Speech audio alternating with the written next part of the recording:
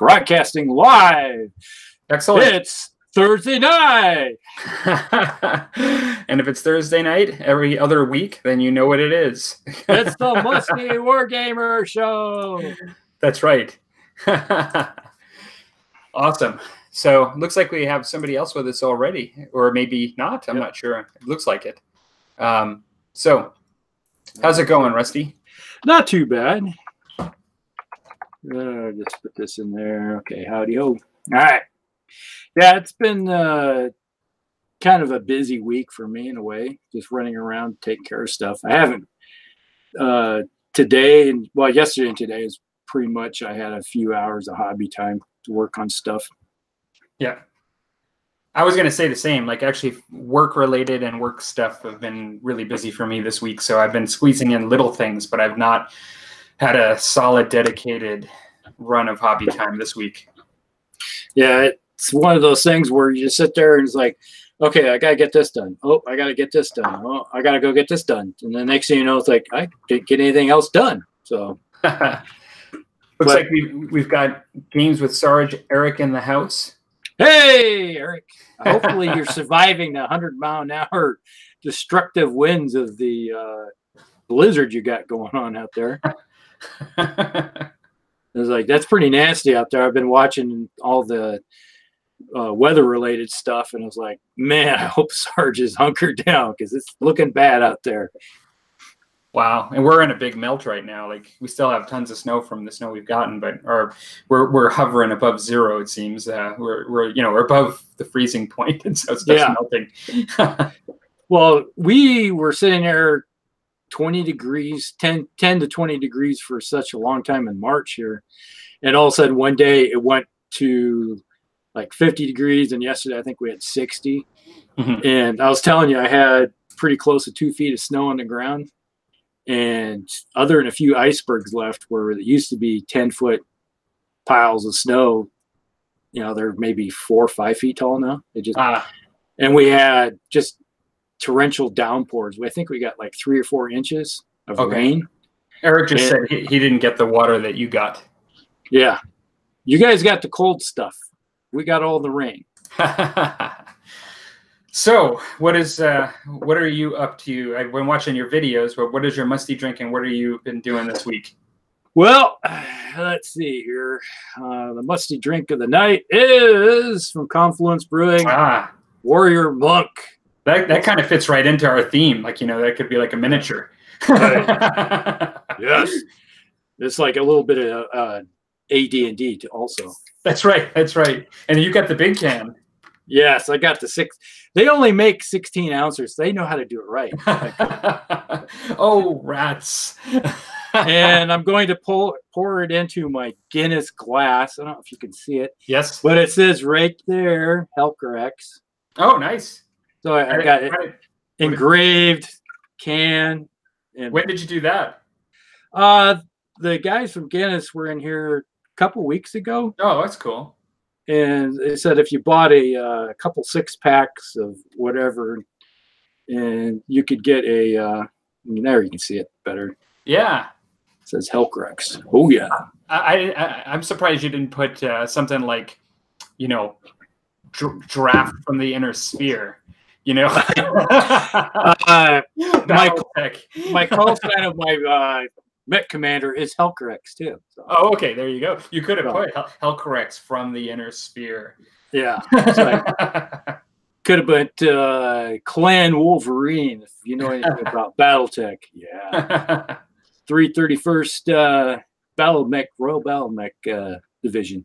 There you go. Mm-hmm. So what about the hobbying? I saw you were doing your M8s. Yeah, I got we did the video today. So if you're out and about and seeing any of my stuff, I was working on my M8 Cav scout car. Yep. For bolt action or battleground for Easy 8. Works either way. Mm-hmm. So I did that one, finished it up today. Got all the water slide transfers on. I had a few extras. So I had my Easy 8 M20 scout car. Mm-hmm.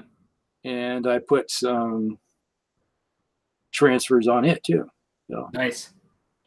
So that's now I have the command vehicle, and then I got the Ford Recon. Now I just probably need to get a couple 28 mil Jeeps, Right. with some 30s and 50 cals and all that stuff on it to go true recon for. Is that I being a Cav guy, it's like I have to build a Cav troop type or Cav platoon, so that's what the whole thing is about. I do have a Sherman tank that I need to finish up and put that together. That's probably going to be one of my next projects. And then here's the ships I started working on also for Dystopian Wars. Nice. So I got that, and then this is what it's supposed to do. Oh, kind of look. That looks good. This is a battleship. This is the heavy battleship here. Mm-hmm. Is that wood on the top deck or weathering? I can't quite see it from here. This? Yeah, that's wood. That's a wood. Yeah, it's a wood deck. Yeah. Yeah, it's kind of like a teak deck. Yeah, it looks good. And then in Dystopian Wars, this is the Prussian fleet, and they use Tesla weapons. So their weapons are all energized with Tesla lightning cannons. Yeah. So when they hit stuff, it's like they have all kinds of cool little technology that goes with that game. That's what I love about it. It's like it's one of those systems I was like, man, it's like these guys did it right. They have so much flavor and fluff with it. It's just cool. That's awesome. And I noticed you played a game of that recently, so you've got it on the brain. Yes. That's a nice way to get a lot done with painting, because when you actually have a recent game, it reinvigorates your interests and stuff, See what you have on the lead resin pile. Yeah, we're supposed to be playing a game Saturday. If anybody knows anything about Dystopian Wars, we're going to be playing Aliens. We got the Alien Invaders, which are tripods, like in. They actually have tripods. Yeah, War of the World style. Yeah. So they're going to have the aliens with their tripods walking around. They got their floaty drones. Right. And facing off probably against the British fleet. It's one of those things where when we play, the points don't really work very well. So we kind of like, okay, you get 1.25 in points versus my points to kind of make it fair, because the aliens just have these weapon systems that shoot clear across the board. And it's like, hey, that's your battleship, right? Yep. Not anymore. We're going to turn it into a melty slag pile as it sizzles down into the ocean. Sweet.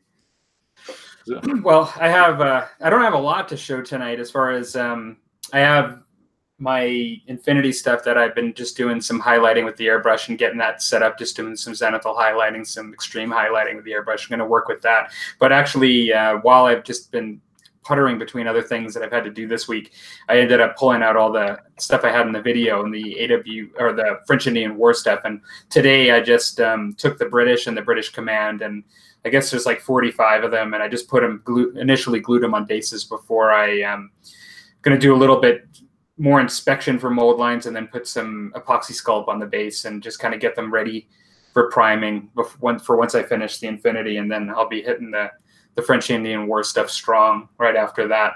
I'm thinking I'm probably going to break them up in half, and I'm thinking I'll probably paint half to completion, and then I'll paint the other half. This way I can see some progress and not just be like doing one thing, 44 times. Yeah. So I think that's the way I'm going to do it. I think anything more than that might actually delay me. I want to make sure I get through it, and so I'm going to just do half and then half. So what kind of bases are you putting them on? Well, I've got one right here, but I'm putting them on squares. Okay. They're not slatas, but I'll cover the slata with the square. They're 25 mil. Yeah. And so they look a lot larger as a unit now. They're a bit more spread out now than they were on the video, because their footprint's bigger. Yeah, for sure. They have a bigger footprint now that they're all based on bases now. And then for my Musty drink, it looks like Glen Rothus. Well, it is. It's yeah. See, this is unopened. I got this over the holidays. I just hadn't gotten to it yet, but this is one of my favorites. But I never had this one because this one is actually from a sherry cask reserved. So space side single malt Scotch whiskey, but it was in a sherry cask. So so this one, I like a Scotch that's actually been stored in a sherry cask, and so I thought I'd bring this out for tonight. Does that have an age statement on that? It should. Probably has a lot of dark fruit flavors and stuff to it. Yeah. Wow. They usually always say. Yeah, if it doesn't, then it's probably just well, it's probably a mixture of 3 to 8 to 12-year-old stuff. It says Glenross Sherry Cask Reserve Speyside Single Malt Scotch Whiskey. They talk about spicy ginger, orange peel, and sherry oak character. Sounds tasty. Yeah. But you're right. Like, that's weird. They usually always say, and this one they don't. So it could be a blend, like you said. Yeah. It's probably a blend. Yeah. They have no way to say it. Oh, sorry. Oh, yeah. The money shot tight. So there we go. Looks good. Yeah. Smells good, huh? Yeah. Does smell good. Yeah, it's not bad. All right.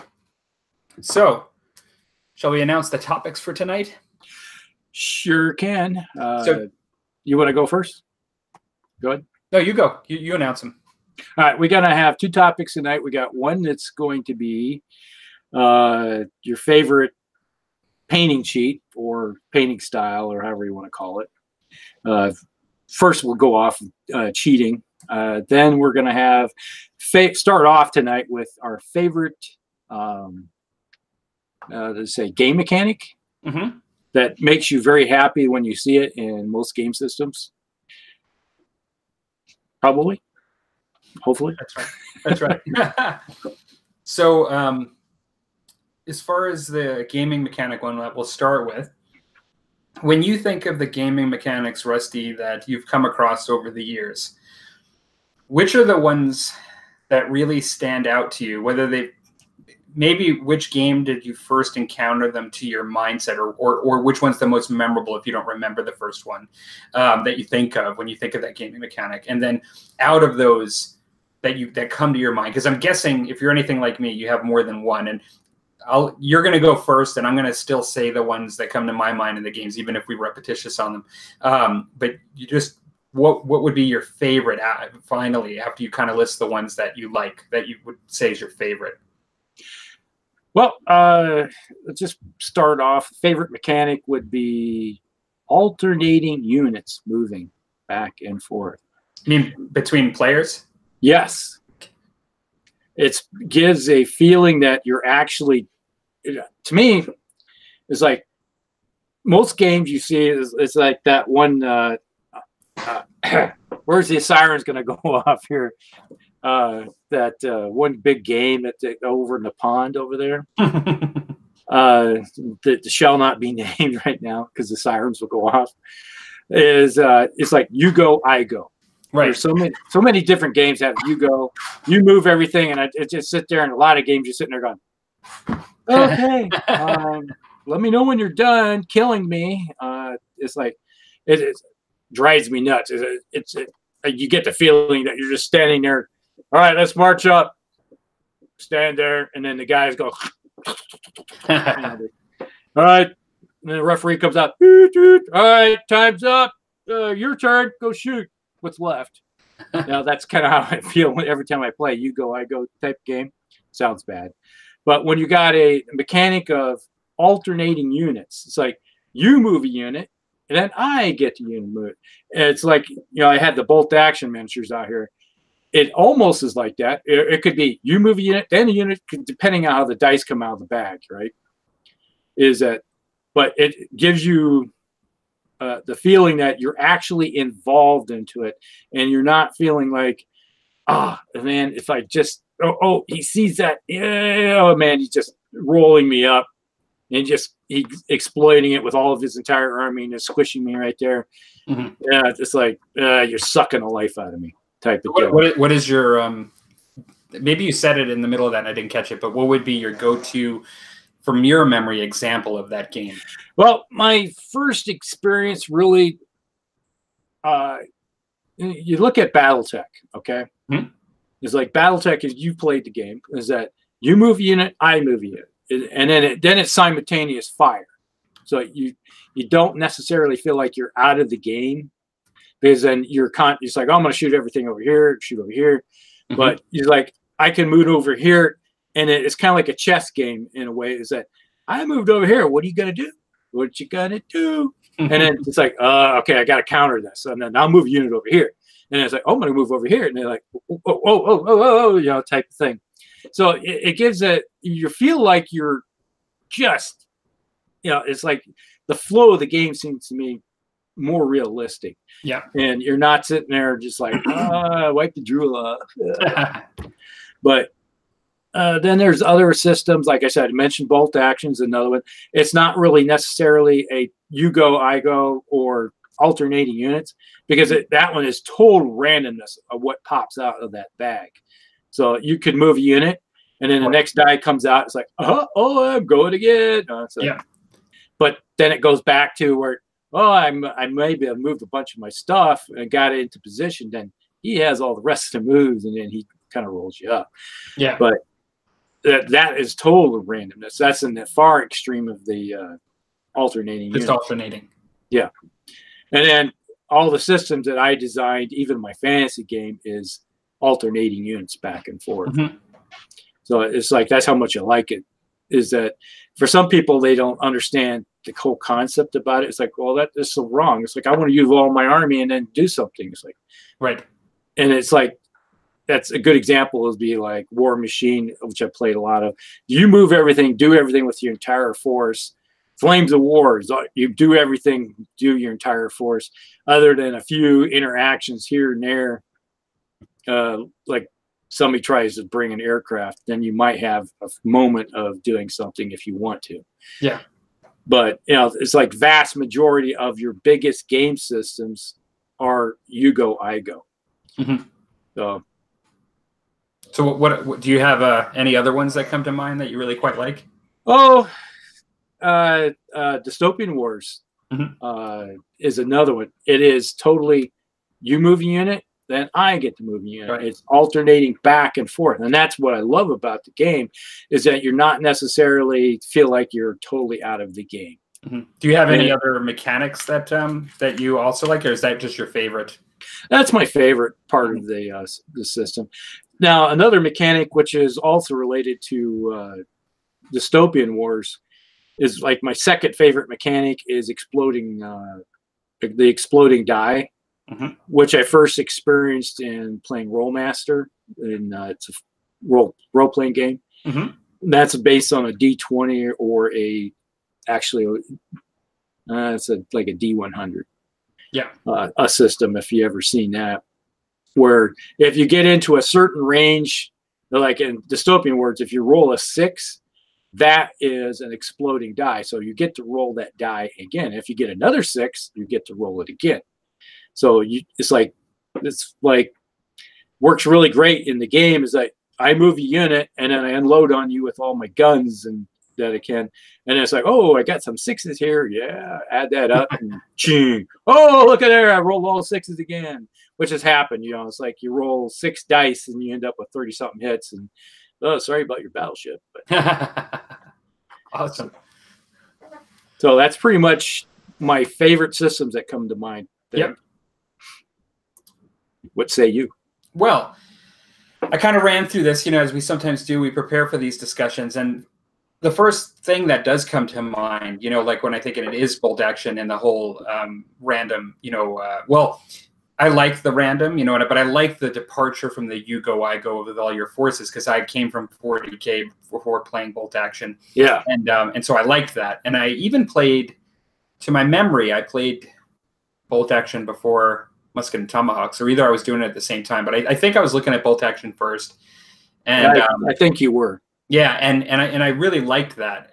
The one thing I will say, because I think you've really talked about it, but the one thing I would say is that there are some folks that play Chain of Command and other games that will say that there is something you can lose as well with the you go, I go, and that is, rather than doing, not the you go, I go, but the random or the back and forth on the units, for people that like games where you can do coordinated orders, where you can move multiple units at the same time to kind of represent some sort of coordinated strike, sometimes they like a difference, you know, just where you can somehow combine resources and not have it just be unit by unit. And I think it depends on the game as to how it's going to work, you know, but I like, there are some folks that I've just heard, you know, and I think Chain of Command has a component to the game where you can try to muster like several different types of units to try to do something coordinated.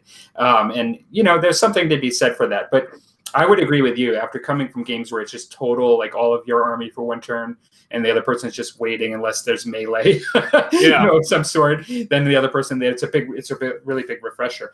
You know, when I think about favorite mechanics, I have to naturally go to the games that I've played and which ones that are my favorite things that I've experienced and they've represented them. I don't think in all cases they were the originators. In some cases they might have been, but you know, I can mention Saga and the battle board, and that's just basically having a resource management tool off the board that's just affecting the game and giving you something. And I know friends that play A Song of Ice and Fire, I don't play it, have mentioned that it's not exactly like a battle board, but there are components to that game which has just come out where it's similar, where you have a resource management tool on the side of the game that will affect the game, and how that's manipulated affects the game. And I think that's very interesting. It adds some depth to what's happening in the game.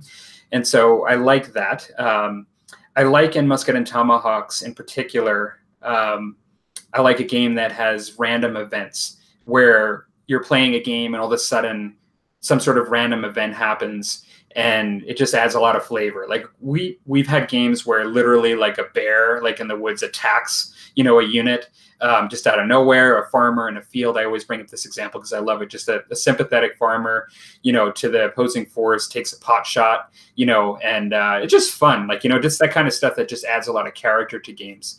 So I like that as well. One of the big ones I'm going to mention is the automatic reaction order in Infinity. In Infinity, we talk about both of us playing at the same time, like you doing a unit, I'm doing a unit, we're both in the game at the same time. Infinity has a component to it where even though if it's your main turn or your main activation, let's say activation, because it's like your miniature that's going, you can actually move into an area and a person can shoot at you like during your turn. So even though I know you've played it, I know this isn't news to you, Rusty, you've played Infinity, but it depends on the burst. You get a full burst with your weapon. So you might get 3 dice and it's an opposed roll. And then they will roll 1 die and still have a chance of actually shooting you, you know? And so it adds a level of tension and a level of seriousness to your decision-making as to what you do. Because there's actually, it's a bit more like, I hate to say it's more like real life, but it's sort of like you can't just run in there and shoot the place up and then just expect them to shoot back. Yeah, like expect them to shoot back, but not only shoot back, but shoot back like at the same time. And so I love that. I actually thought that was a wonderful part when I played Infinity. It was really great. And it's like, to go off that real quick, is like one of the last games of Infinity I played, just like we're sitting up there and the guy comes running off and crossed in front of me, and I opened up on him, and it's like, da, da, da, da, and oh crap, I missed with everything. And he turns around, 1 die, kills me. Like, oh man. Yeah, so it adds a level of seriousness to your decisions because, you know, it's highly tactical. Now, jumping off of Infinity, I just mentioned opposed roll. I'm going to kind of combine the next one as 2 things, but Star Wars X-Wing, great game. You know, it was really gave 40K and a run for its money. You know, it became the number 1 game at one point. Like it's, you know, so we know it's Star Wars. We know there's a lot of reasons why for that, but 2 things it has that happen at the same time is they have opposed rolls. So when you're doing something, you're both rolling dice at the same time. I like that rather than just it being you go, I go, like I roll, I hit you, I've wounded you. Like the only thing you might get is a save. Like no, there's opposed rolls. So how fast I'm going, like the kind of dice I get because of the ship I am, I roll those, you roll yours, and we just see if anything happens. I like that. But they take it to another level. They use custom dice now. Some people like custom dice, some people don't. But one thing that's really nice about custom dice is you can just roll a few dice and you just look to see, are they hits? And I don't have to count up all the numbers. They're hits versus your defenses, you know. And it just makes a really nice, clean, elegant mechanic. So the opposed roll and the custom dice, really nice. And so a lot of games, Armada is another game I play. It uses the same sort of foundation of those principles. So I had to, like I said, I had to think all these games. There's so many great mechanics, and I had to think, like, when we were preparing for this, I remember when we came up with the question, I was like, I don't know how I'm going to ever pick a favorite mechanic. Yeah. You know, there's so many that I like, but I'm picking one. And I like, in Sharp's practice, I like the deployment method. I like the random deployment that's in Sharp practice. So in Sharp practice, you actually have like muster points and deployments that happen. And you essentially have cards that come out to determine whether or not your troops deploy when you want them to. And then when you deploy, you have a choice and a range based on the unit. So like if you're a unit with a high mobility, you might have a greater area that you can put them. You know, if you're slower, you might have less. You know, it's just, there's a very defined set of rules on deployment. But in the games that I played, the thing that I loved is that people didn't always show up when I wanted them to. And my plans had to really, and my strategy had to really depend on when these units and these various officers showed up with their forces. And it created a narrative. It was just basically a narrative generating system. So not only did it create tactical situations and strategies for starting the game that I had to deal with, but also it created a storyline. You know, it's like, oh, this guy's the best. I mean, he wasn't the one that was supposed to show up and save the day, but he's the one that had to, you know, and it was just really cool. And it's like, oh, this is the one I depended on. And guess when he showed up, you know? And so it was really, I enjoyed it because it created a tactical component and it also had a narrative component wrapped into one. And so, yeah, I would have to say when I was thinking about it that it's really hard to pick one, but I thought, you know, I'm just going to pick that one because that one I really, really quite enjoyed in my games. Yeah, there's just to go off that, just something that popped up and it was like, like you said, you're sitting here going, oh, what are my favorite mechanics? And you get kind of fixated on your very favorite one. Now, we were playing Battle Group, and one of the mechanics in there I like, it's not necessarily the over, it's a you go, I go kind of game, but there is a caveat. You can't move everything. You roll off to see how many command points you have to be able to activate units. So if you roll really bad, you may be able to activate 3, maybe 4 of your units. You may have 10, 12 of them, 15 on the table. And you're sitting there going, oh, I can only activate 4. Which ones do I do? Mm-hmm. So that is a very big limiting thing on a you go, I go system, which I do like. It puts a big stopper on it that I find refreshing to that aspect of a you go, I go system. Now, if you could add that into more of a randomness of command and control into alternating type of units, like, oh, I get to activate 5 units out of my 10. Which ones do I want to activate? Mm-hmm. And we've had other games where it's like alternating type units, but okay, I'm going to add this unit, instead of maneuvering it or anything like this, I'm going to give it a Overwatch type of order, and it's going to sit there and look at an area like a zone, you know, so far. Mm-hmm. And if anything moves into that zone or activates, I get to go first because I'm going to ambush you. Right, right. So that also gives you some types of ways of interacting in your opponent's turn also when he's activating. So, and then they can do the same thing. And then you put all the objectives out there and you have to actually take those things.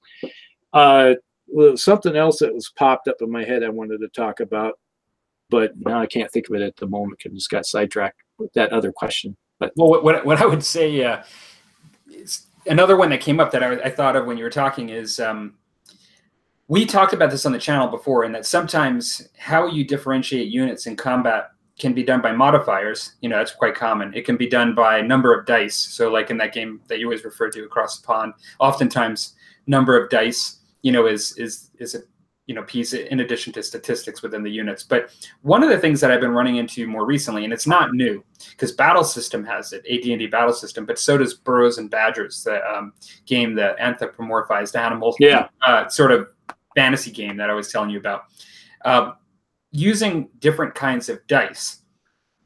within the same game. So like using, let's say, all of the polyhedral dice to represent unit strength or attack strength or defense strength. And so in battle system, you know, units that are like goblins might use like a D4 when attacking, like in units that are, let's say, like trolls might use a D12. And so truly you just grab a die and it's representing the strength of the unit that's attacking. And I kind of like that. It's like just a refreshing change. You know, when you're just used to rolling buckets of D6s, sometimes just doing something different is kind of fun. And so I like that mechanic. And then Burrows and Badgers does the same thing. So like really small creatures like birds and stuff use D4. And then, you know, things like badgers, which are like some of the bigger creatures in the game or animals, will use, I believe, a D12. I think it's something like that. So I actually find that to be really neat. I'm really looking forward to it in the AD&D battle system game to try that out. Yeah, that reminds me of when you can start throwing in different kinds of die or dice. Is Star Grunt uses different style depending on the range. You could quality of troops. Let's say you might have a low quality troop, they will only be able to use a D4. Versus, like I say, a veteran troop might be using a D10, and then you got opposing die rolls with each other. So you, with a D10, you can still roll a 1, and the other guy with a D4 can still roll a 4, and so they can affect things even though they're rolling a really crappy die. Yeah, and then go ahead. And it also with range is like the farther out the smaller your die gets too. So it's like if you're extreme range, it's like, even if you're an elite troop, you're like, I only get a D4. Like it's so you still have a chance to, you know, affect them at range, but you know, it's one of those mechanics that will affect the game system also. And it once again, it's an alternating back into units back and forth also. So it's another good system that uses that aspect of it.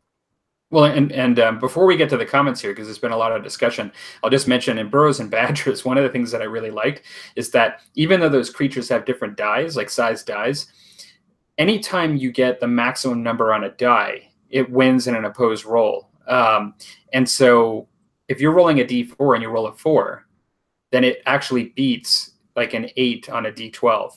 And so you have a better chance of winning with the D12, but you have a better chance of getting criticals with the smaller guys. And so it's interesting because you can take like a weaker guy, but he may actually have like a bird might be able to fly and peck the eye or something, you know, and it just has a better ability to get a critical, but overall has less of a chance, you know. And so it's kind of interesting balance there. And like, do I want to try to shoot for more criticals, you know, by getting something smaller, or do I want to have the better overall chance, you know, going with something bigger? I thought that was very interesting. I've never seen anything like that before. That reminds me of the Rollmaster system, where you could have a little lonely goblin with his dagger. He could get exploding 100. You know, like, oh, I get to roll again. Oh, I get to roll again. You know, and he's facing off a dragon. And he goes, die, you little bastard. So we have a bunch of questions, flurry of, well, actually just comments. And I think the first one after you had made a comment was Dan, and he said, Chain of Command is a very interesting deployment mechanic. It's a bit of a pre-game called the patrol phase. So that sounds really interesting. And then Eric says at Games with Sarge, that patrol phase is my favorite part of Chain of Command. I'm not completely sold on the rules, but that's a nice mechanic. And then Stryker talks about, he says he plays ACW with colored bees representing command roles and morale for commanders. Interesting you bring up morale, because that's something that I didn't really bring up as a particular mechanic. I thought about it, but a lot of the mechanics I know are kind of old, like using shock in sharp practice, I don't think is inherent to sharp practice, although it's one of my favorite parts of it.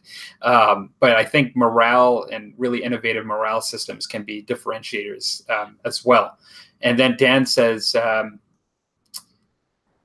I think they're talking about the rules that they use, although Dan says Burrs and Badgers is appealing to me in terms of theme, sort of a Narnia feel, which I like. Don't know much about the game. Actually, check it out. The game is a lot, really interesting. It's actually, I was quite surprised as to how well the rules were written. You know, it just some of those differentiating pieces.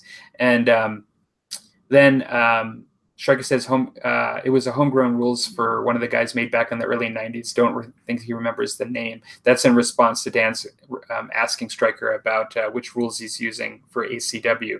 And Iterant Hobbyist has joined us. I'm not sure I saw him come in. Hello, Iterant Hobbyist. And he says, and yeah, he was just saying hello to Eric. So yeah, cool. Thanks for the comments, everyone.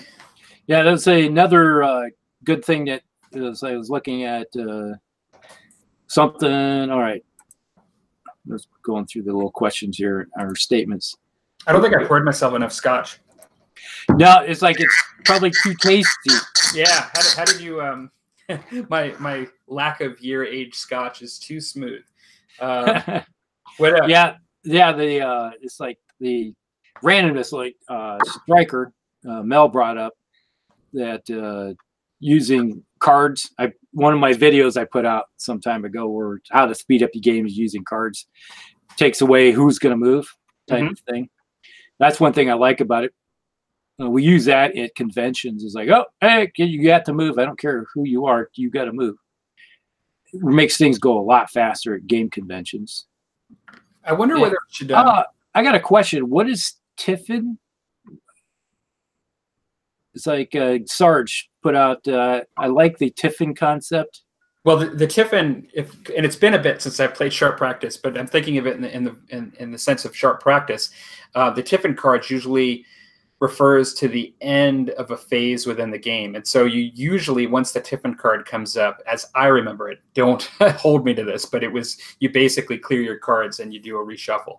And so there are two sort of time periods in Sharp Practice. There's like the round and then the phase. And so but basically when the Tiffin card happens, you basically, as I remember, you shuffle and you start over. And so, so that's one of the interesting things. It adds an element of, you know, I might not, because you're waiting for flags to come out that give you as commanders the ability to do special abilities. Like you can hold on to your flags, you can use them quickly for advantage.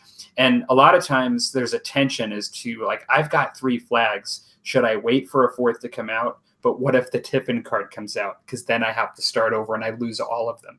Like you lose them in the sense that you didn't take advantage of them.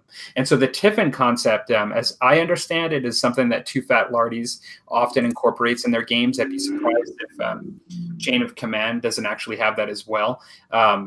Chain of Command is not exactly like Sharp Practice, but my understanding is that there are definitely some similarities, you know, being both by Too Fat Lardies.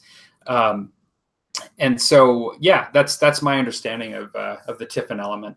So, okay, yeah, I was just wondering what it was all about. It was like, was that your question or Sarge's? No, Sarge brought that up. Oh, okay. It was one of those things like, I was like, I don't know what that is. That's what it is. I've seen it as a. I've only seen it in Too Fat Lardies games. That's not to say that that's the only place it is. That's. Was it? God, I'm thinking Malifaux. Was that they use a lot of cards? Yeah, use a lot of cards, but if a certain card comes up, is like that's the end of maybe the end of the turn or something. I'm wondering whether it's funny that you mentioned Malifaux. I'm wondering whether we should save this for another day, but we should do another topic. Which of the game mechanics you don't like? You know, like because this when you mentioned Malifaux, I was gonna say that. Wait, I have something with Malifaux that I don't like, but we should do that as another topic another day. Because we still have another topic to do. Things that drive you nuts that you want to throw stuff at the wall. There are certain things that some people love that others hate, right? That's just the way it works. Yeah. You know, that just brought me back to, I just remembered another game. You play Space Marine, Epic, but you play the Armageddon version. Yes. And then you have the old Epic version, which I play. You have all the different orders. You got first fire, advanced fire, and then charge orders type thing. And you'll still alternate units back and forth amongst the order phase. Yes. So if you got the first fire, it's like I do my first fire, and then I do my first fire, and you go back and forth. Then they're done. And then you do the advanced fires back and forth until they're done. And then you do, then you do charges and all that. But and you can try to retain. You can retain the initiative too, but then there's a price if you don't get it right. Yeah, it's a bit harder to retain the initiative, so you can lose it altogether. Yeah, that's something that they. Plus, you have the one mechanic that you put in that Armageddon has is that when you're doing a lot of fire, you can suppress units to force them to not be able to do stuff. Right. Suppression's a big part of it. And if you play Space Marines like I do, they're harder to suppress. So yeah, it's one of the Space Marine rules. Unlike if you play Imperial Guard, it's like, oh, I'm gonna start hammering you hard, and then they go, oh, I can't do anything. I'm stuck here. That's my game this weekend. I'm playing a big game. We're playing a 4-person game on Saturday of Epic. So looking forward to that.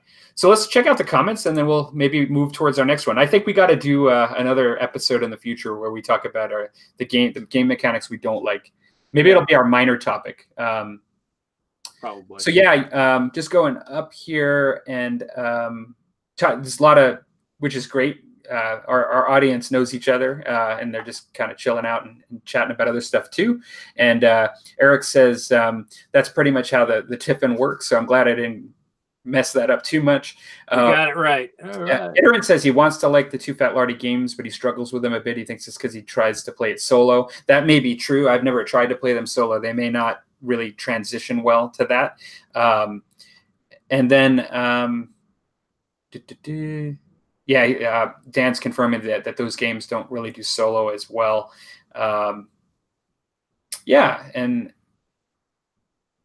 Strikers, like, that's easy. I go, you go with what's left of your army. Because Mel and I used to play way back in the day of second edition and Rogue Trader. And it's like, I hate to tell you, but in the second edition, it's like, oh, if this is how that game used to feel. It's like, oh, I got the initiative. Good game, man. It's like I just wipe you off, what's left, and it's like, oh, okay, I'll do a little fire, and then game's over by second turn. So, wasn't there a viral bomb that you could do in second edition that could basically destroy everybody or something like that? Oh yeah, there was all kinds, and it had all the good stuff, vortex grenades and vortex missiles, and then just kind of wander around sucking up the army and all that fun stuff. Yeah, there was all kinds of cool little toys that you had back then that could really mess up a game real quick. And if you went first, and then suddenly you pay for all those vortex missiles and everything, and you just put a whole bunch of templates on their side so they can't move, and then, or if they do, then the vortex template moves over top of them and it just sucks their army up, and it was bad. Well, I think we went over quite a few different mechanics tonight. I'm sure there are a ton more that we could have, but those are the ones that sort of came to mind. Did you have any closing thoughts there? I just say that we kind of touched on most of our favorite stuff, the stuff that we enjoyed to see in games. And like you said, we could probably do another minor topic some other time of stuff we really hate and want to break out the shovel and the backhoe or something and bury it for future, and be done with it. And never just see again. Sometimes that's a matter of personal preference, even though this is a matter of personal preference too. To be honest, some people like I go, you go. I mean, it comes down to the fact that, like, these are games, and some of them try to achieve simulation, and some of them don't even attempt to achieve simulation. No, they don't. They attempt to try to be a game. They just try to be a game. And so how you enjoy your game, that's a whole nother topic, and we've covered that, I think, at one point at least, on simulation versus tactical versus just playing game. Yeah, playing a symmetrical game, versus asymmetrical simulation versus just game, like a structured game that has nothing to do with reality. And so really that's going to depend on how you like your games. And so I Go, You Go has a place, I think. And some people really do quite enjoy it. And some people want to see how they could win in that. Now, I do agree that any I Go, You Go game where the first player can win before the second one can go is broken. Yeah, definitely. I Go, You Go is fine, but allow the second person to still go. Like, I hate to tell you, it's like even with 4th edition, 5th edition, 6th edition, 7th edition, you could play it like 40K and the game's over by the second. It's officially done by second turn. Right. You're just like, well, to be a sportsman, I'm just going to keep playing. And it's like, sorry, buddy, but I'm going to keep grinding you to the ground till you concede. Type of thing.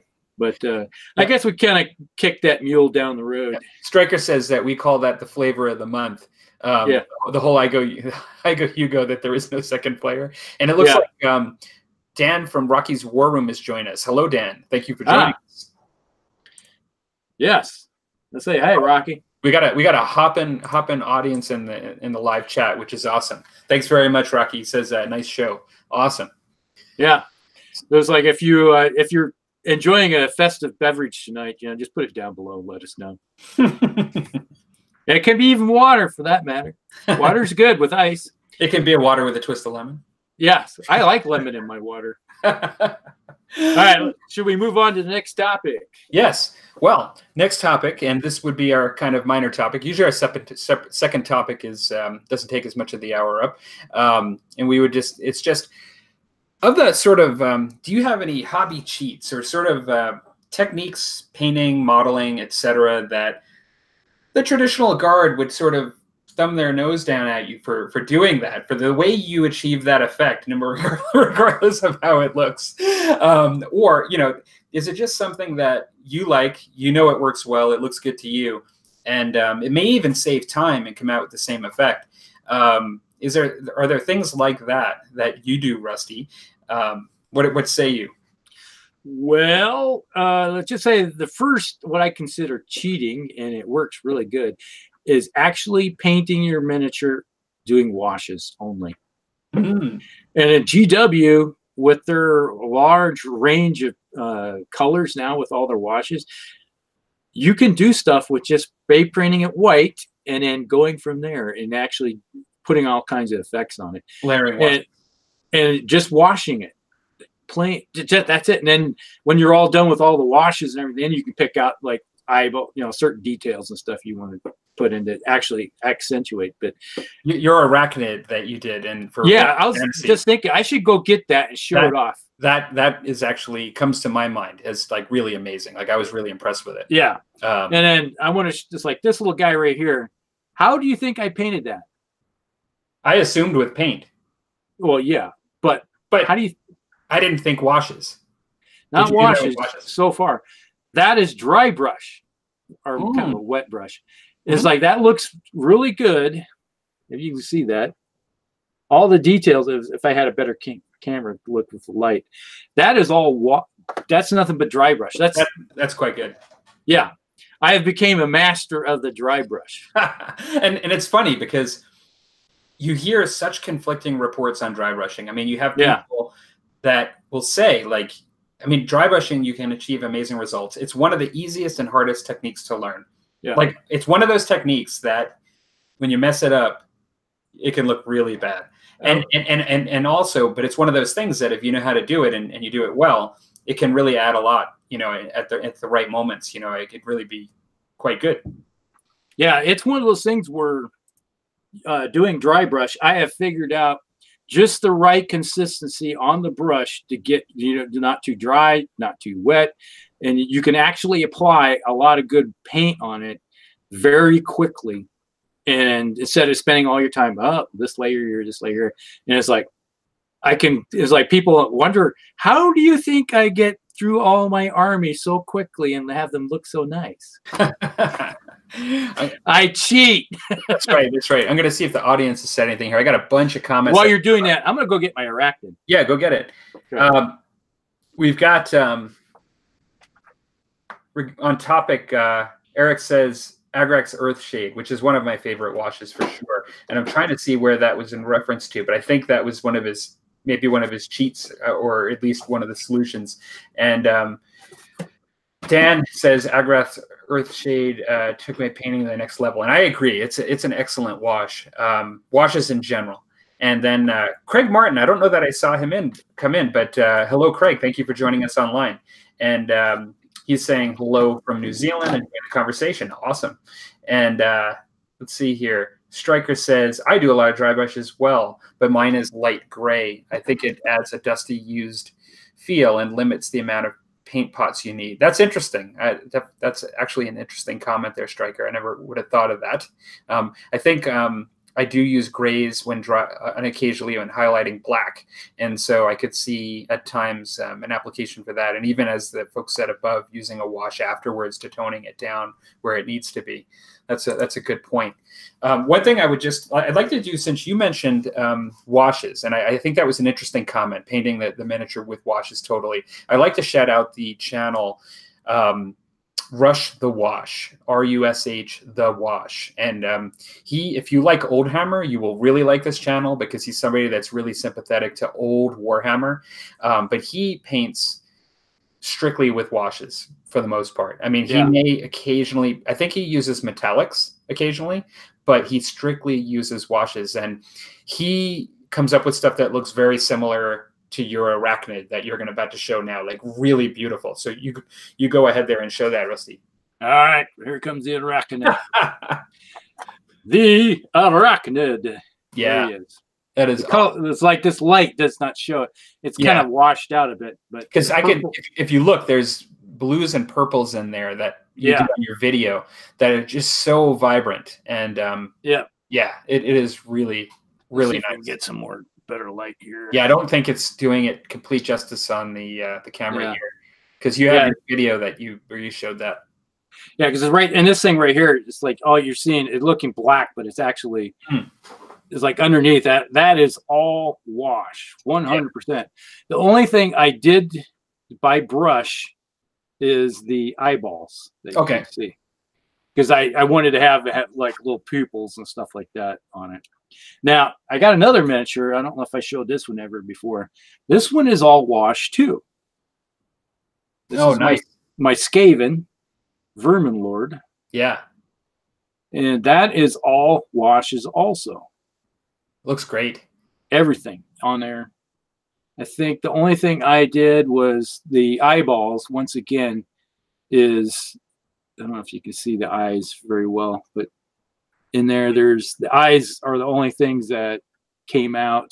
Maybe if I can move it back for you. Oh, yeah. It's definitely sharpened up a bit. Yeah. So what I would, if you're able to, Rusty, I don't want to volunteer your time, but you should put a link to your arachnid video in the description of this when you actually save it. Yeah, I could do that if you can, because I do think like that would be a good one to see based on the discussion. I remember you could really see in the lighting at your desk when you did that a little bit more depth than what you just saw there, even though actually it still looked really good there in my opinion. But yeah, I'll probably do is, heck, I might even just do a quick video tomorrow morning, throw it up. It might be easier than finding it. Yeah. Well, when you got almost 400 videos, where in the 400 videos is it located? This is how we roll on the Musty Gamers. We just put another video out there. Add to the count. It's like, oh, this all. It's like, instead of go looking for it, I'll just make a new one. Yeah, I might just put another video up. I need to put one up tomorrow anyway. It's like, I got a Battletech video going up tomorrow morning. What's another one up? Let's put a fantasy one up. Awesome.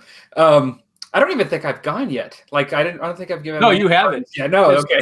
I feel like I've actually. I should. Yeah, I'm still in the second scotch here. So you're on your third one, huh? So I would say. So I'm going to bring up one that is highly controversial. Because if you follow the Foundry, a lot of folks on my, like the historical side that I talk to, like, follow Foundry system or learned off the backbone of the Foundry system of painting, and traditional painters and quick shade. Let's just talk about quick shade for a second.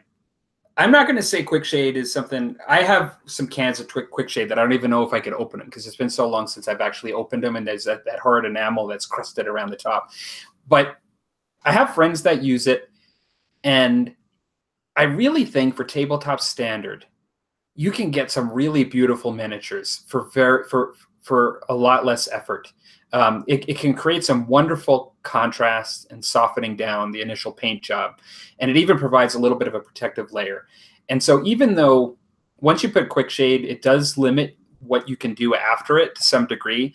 And even though it's not something I use as much for that very reason anymore, I actually think that you can get some great looking miniatures, and for people that are painting 15 mil and below, it can be wonderful. Like it can really make some really nice, vibrant, nice contrasty armies in 15 mil and below.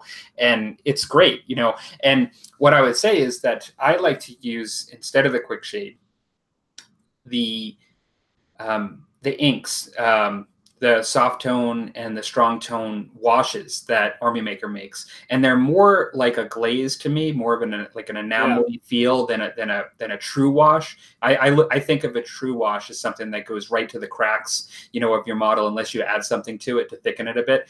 And it's, you know, where the glazes, you know, that have a little, they're a little thicker, will add a little bit of a filter on the model.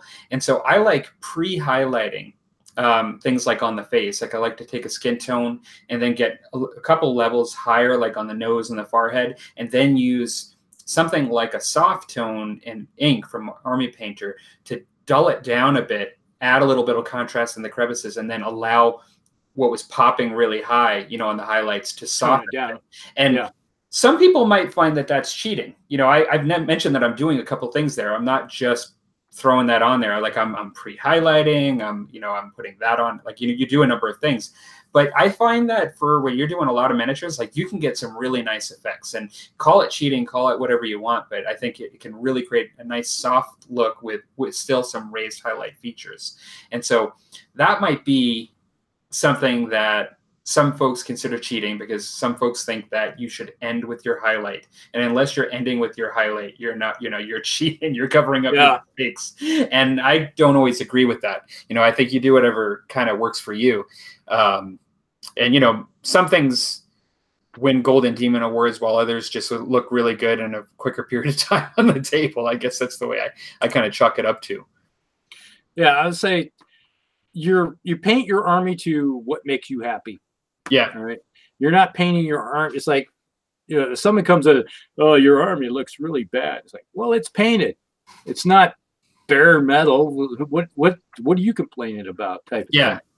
And if I'm happy, I'm happy. It's like, as long as it's on the table and it's got paint on it or washes. So, you know, it works.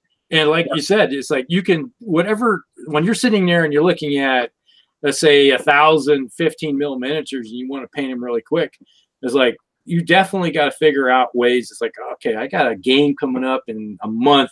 How am I going to get all these done? If I spent and actually did all the details, I could be here a year. Yeah. So I want to do something that's going to speed up this process. Like, okay, I'm going to put down all the base colors I need. That's like, this has got to be red. This has got to be blue or whatever. And it's like you said, the faces, put a little extra highlight that's really bright on the thing. And then you said you hit it with a wash real quick. It's like those whites become buff. The facial colors are now toned down, like they've been in the sun for a long time. And it's like they have a tan. And then the reds come down, dulled a little bit. And it's like, you know, you do some things, but, you know, it moves really quickly. And then the only thing you have to do is maybe I want to put another, like a darker wash on the metallics to give it more of a, it's like you're looking at American Civil War and back, you know, like when you get using black powder stuff, your metals are going to be more darker. They're not going to be all the shiny stuff that you have. So just hit them with another wash on the top of all the metallics and knock it down even more. You know, it works pretty decently. We've got some good comments in here too. Just trying to get to the beginning of them. Stryker mentioned some difficulty with the min wax thing, which I think says it flooded the miniature and never really learned how it works. I think that I never tried the min wax thing. I know a lot of people that have mentioned success with it, but I think that the Army Painter Quick Shade is maybe a little bit of an easier process perhaps than that. But what some folks are saying, you know, like Rocky's War Room, you know, he says that that's not cheating, it's just a technique, which I totally agree with that. The whole definition of cheating in some ways is tongue-in-cheek. Some people are quite serious about it, but it's like Vince, for those of you that know Warhammer Weekly, Vince Venturella, he will often do a series on hobby cheating. I don't think he truly believes it's cheating, but it's sort of like these are quick and easy techniques that some people don't think of the traditional way of doing it, but you know, they actually can come out with some nice results. And so I totally agree with that. It's not really cheating. And Dan reiterates that it's not cheating if it gets the results you want. And that's why I kind of brought this up tonight as my suggestion. I think for the topic, like Rusty had the other suggestion on the game mechanics. It really, I think we all have these, to be honest. I don't care who you are, but there are people that cut corners when they get good results when they cut corners. So it's not really cutting corners, right? But it's sort of like a shorter process. It's not the way you learn to do it, but you actually get a great result. And on that, the Brisbane model builder, who will often comment on my channel, he's more a modeler than a wargamer. And but he's said on more than one occasion, have you ever used a carbon pencil, like, or a pencil on your guns, you know, to show reflection? And so, like, just use a pencil, graphite pencil on, and to create a bit of a shine. And when I first heard that, I was like, well, I never did that actually. And then I kind of thought to myself, wow, like, that's not paint. Like, I'm not painting my miniature. I'm using a carbon pencil. And in my mind, I'm like, is that cheating? Yeah. Well, I'd like to say one thing as a artist myself, when I like doing pencil art like that, when you're doing like drawings and stuff, you are actually painting with graphite. So it's painting. Yeah, pretty much. And so honestly, I still haven't done it, but it sounded like a really good idea to me at the time to try out. So I probably will try that out in the future.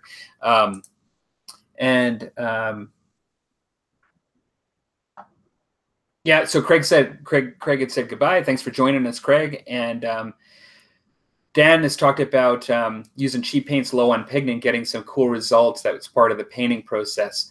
And Rocky's War Room saying sometimes a base coat and a wash is all you need. If you take it further, will look funny. And that's like a whole nother topic. That's a really good point. Sometimes you got to know when to stop. Sometimes you can. I don't know how many times in my process of learning to paint, and even today, like, where I take it to a point, and then I wish I would have stopped. You know, like overwork it. I continue on, and then I get to a point where I'm not as happy as where I was before, and it doesn't come up as much as it used to. But sometimes the hobby cheating and getting to a shorter result that you want is about not doing too much and actually getting to that point. Like, sometimes it's about doing it right the way you like to do it the first time through experience and getting to that result you really like and not trying to continue on it. And I totally agree with that. Yeah, there's been times when I painted a miniature or two and it's like, it looks great, but I wanted to try this new technique. It should make it better. And you put the new technique on and you go like, why? Why did I do that? Over to the... And the answer to why I did that, the positive answer, other than saying you shouldn't have, is our other topic we had about painting plateaus. Sometimes we have to try new things in order to get better, even if it means if it looks worse than the day it did before. In order to get better, sometimes. Now, there are people that have commented on that they don't agree with that, like that they're happy with the way they paint now and they never want to change, and like that's totally fine. I think the main thing is that you want to be happy, you know, with the way you paint. Yeah. But if you want to improve, like, we always have to take risks. Like doing anything new is a risk, right? And sometimes the risk pays off and you're like, yes, I did. I was like, I don't know how I did it, but I did it. It looks great. Now I have to remember how I did it. It's like, and then other times like that, oh, why? It's off to the stripper. So, well, and it's funny, like, I think what's a bit shocking is that I don't think anybody yet, I'll just look at the comments real quick to see if anybody's brought it up. I don't think anybody has brought up the whole dreaded is airbrushing cheating thing. And no, honestly, I don't think it is.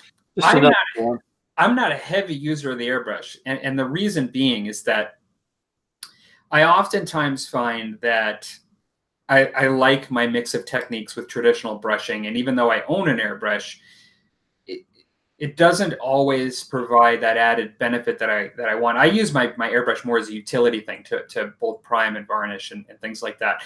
But I do, like, when I was doing my epic miniatures and I was masking up the miniatures and just causing some nice like white areas and gray areas to do some different checkered pattern for my Titans, I really quite like the effect that I got. you could make an argument that sometimes doing all that masking and everything is just not worth it. But I found that it didn't just create solid blocks of color. I was able to create some nice fades where it looked almost kind of realistic, like it was lighter in some areas and fading in others, but then the masking showed that it was structured, and it really looked kind of nice. And I was like, yeah, you know, I could actually consider getting myself a finer airbrush than I have, because I really like this. But having said that, and I did a little bit with Infinity, but having said that, I love to glaze. Glazing is one of my favorite techniques with painting. Yeah. And you don't tend to do that so much with airbrushing. Like, you know, I mean, it has its own method of like glazing for airbrushing is just doing really thin multiple layers and perhaps airbrushing a filter over and going back over. Like you have your own way, as I understand it, of achieving that glazing. But I like traditional brush glazing and wet blending and things like that. And so yeah, I don't think I'll ever use the airbrush as my primary form, but I think even that, like at times you can get a nice fade on a power sword for 40K with an airbrush really quick, and it looks fabulous. And masking it, you can create it still a two-tone look. And there's no reason not to do that if you can't do it in half the time and like the result. Yeah, I was with Stryker. He put in there, we were at RockCon, and this kid comes out and he has this spray painted his 40K army, blaze orange. It was like, you look at it, it's like, what is that? Way the heck over there. It's like, walk around. Oh my God. It's like, you can see it clear across the convention area. It's blaze orange. So that you got to give him points for putting some color on his miniatures, but blaze orange, it's like, you know, the stuff that you kind of look like you use for marking off, like this orange marker here, danger, just like. Well, you never lose a miniature that way. No, there's like, because no one wants it. We have some more comments in here. I just we've got trying to think if I went far enough up, but it's Rocket's Worm saying always challenge yourself. Everything's always hard at first, and I totally agree with that. It gets easier with practice. And Dan was just mentioning how YouTube's such a good tool. I am a YouTube painter in that the painting I did 30 years ago was enamel paints with very little technique, and I still have some of them that I've shown on the channel. But then I had such a huge gap in time of painting that I started again with YouTube. So YouTube, in many ways, was my teacher about 8 to 9 years ago to get back into it. And so I totally am like in debt to YouTube and content producers to a large degree. And then Rocky's Worm saying that he just uses the airbrush for primers and varnishes, and I don't disagree with that, because that's what I use the bulk of it for. I find it's great for utility. Great, the fact that I live in Canada, that you know, I can do stuff at any time of the year that I want. I don't have to worry about it. And speaking of doing stuff not in the garage when it's cold, but doing it down in my room, Stryker mentions rattle cans, because that's kind of what I avoid when it's really cold, using the rattle cans. But the rattle cans, in my mind, is not cheating. He asked if it's cheating. I think a rattle can is just really another way to sort of airbrush. It's like kind of like before you invest in an airbrush, trying to get some of those benefits from an airbrush without one. I have it's not really cheating, because Games Workshop sells you pre-painted cans of their army. It's like I bought a can of Space Wolf color, so I just went through and did a light dusting of black primer on it just to make sure it adhered to it, and then I went through with the Space of the Fang, I think it is, and did an entire Space Wolf army, so it's all the base color of the Space Wolf. I want to go with it. Right. So, but I'm going to still paint up from there, but it's a quick way to get the base colors on your entire army. Yeah, no, exactly. Totally. So I think last comments here, I think that I see is Eric saying that rattle cans are not cheating. No. Actually, that's both Rocky's Worm and Games with Sarge. So yeah, you know, I think that the audience poll so far is basically saying that, you know, what are your favorite techniques that are cheating? And, you know, we've come to a consensus that there's no such thing as cheating. I think a lot of times it's kind of tongue in cheek, because maybe there's a lot of folks that do view it that way. Like, you know, like you look on the internet, the airbrushing one that I think is one of the biggest divides. For a while there, Yeah. it's a huge divide of people, you know, that either felt it was okay to use or not okay to use. And for whatever reason, I think we're all, you know, in the Musty Wargamer chats and in the Musty Wargamer show, you know, I think we take it with a little more level-headed here. You know, now with Rusty, if you ask him whether something is a die or a dice, he'll be one-sided on that. But it's either because there's only one one on a 6-sided die. That's right. It's not a dice if it's one. But then, you know, according to our audience, depending where you live, actually, it just, you know, the language is different, and people do refer to. Well, I can't help it. They speak a foreign language. Like where it's created, right? Yeah. But so we try to keep level-headed, not always, but we try to. Tongue in cheek.